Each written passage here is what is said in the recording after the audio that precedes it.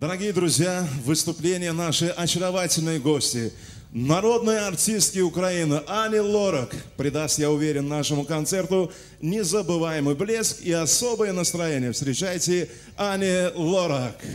Mehriban adamlar, häzir bolsa taknamyza Ukrainanyň halk artisti Ani Lorak'y garşy alalım.